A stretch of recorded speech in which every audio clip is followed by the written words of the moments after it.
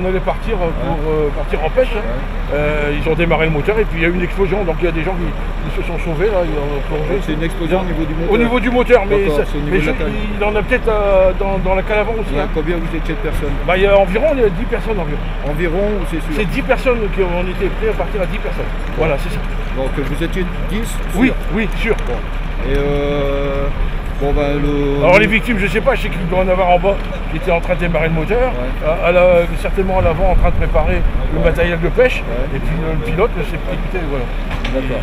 Le moteur du père Duval a explosé au démarrage, projetant par la même occasion 7 hommes à l'eau et intoxiquant 3 hommes dans la cale du bateau. C'était la base du scénario catastrophe auquel les pompiers de Gravelines ont dû faire face. D'aller voir dans un premier temps s'il n'y a pas des victimes à l'eau et voir si on peut les récupérer directement. Si ils sont trop loin, à ce moment-là on met à l'eau la petite fort comme d'habitude. Et on vient avec le zodiac. Ok, donc pour l'instant j'ai 2 victimes en urgence absolue qui vont aller chercher tout de suite. Nageur de pointe, c'est toi? Vas-y.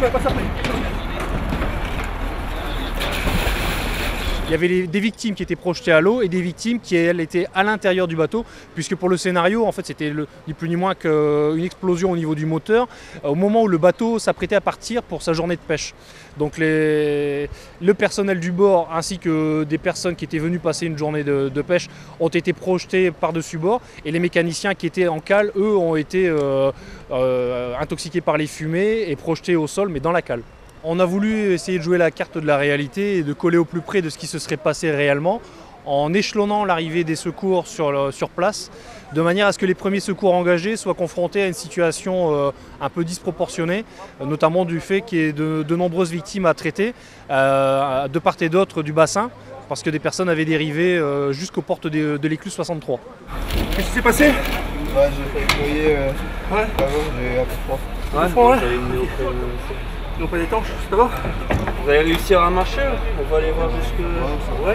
Pour cet exercice, 37 sapeurs-pompiers ont été mobilisés, dont 7 infirmiers, infirmières et médecins, une dizaine de véhicules du centre de secours de Gravelines, ainsi que des véhicules de formation que le centre de secours a eu en prêt afin d'avoir un dimensionnement plus important de l'intervention. Cette manœuvre se fait dans le cadre de la manœuvre mensuelle des sapeurs-pompiers volontaires, qui doivent faire une manœuvre obligatoire.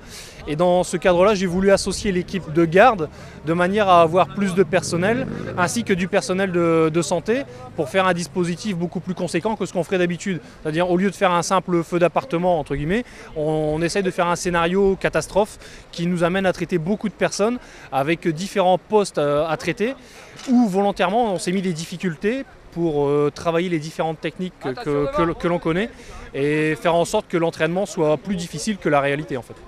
Évidemment, les sapeurs-pompiers ne connaissaient pas le scénario pour rendre l'intervention la plus réaliste et la plus compliquée possible. On a fait en sorte que l'essentiel de l'effectif ne connaisse pas l'issue de l'intervention. La grande difficulté était dans le fait que des victimes avaient dérivé à droite à gauche dans le bassin, certaines entre les pontons, certaines sous le quai où nous nous trouvons, certaines jusqu'à l'entrée du port. Et les premiers intervenants sont arrivés avec des victimes réparties un peu partout. Et il fallait prioriser les victimes à traiter dans un premier temps, sachant qu'il y avait le feu et qui était là la problématique essentielle, le feu à bord du bateau avec des personnes à l'intérieur aussi. Et pour jouer la carte de la réalité, on a mis une machine à fumer à l'intérieur qui permettait d'encombrer complètement les locaux, de réduire la visibilité. Ça a obligé les sapeurs-pompiers à se mettre vraiment en difficulté pour pouvoir extraire ces victimes qui constituaient des poids morts parce qu'elles étaient inconscientes.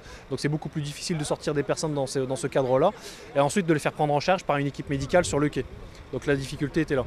Cette intervention a été réalisée en partenariat avec les Smokers ainsi que des jeunes de l'association Trip and Kite, notamment pour jouer le rôle des victimes. Cet exercice était le premier d'une série que les sapeurs-pompiers vont mener avec les différents acteurs du nautisme gravinois, de façon à coordonner les moyens publics, privés et associatifs pour intervenir sur les différentes situations que les sapeurs-pompiers de Gravelines pourraient rencontrer, de manière à être plus efficaces dans leurs interventions et à pouvoir sauver des vies.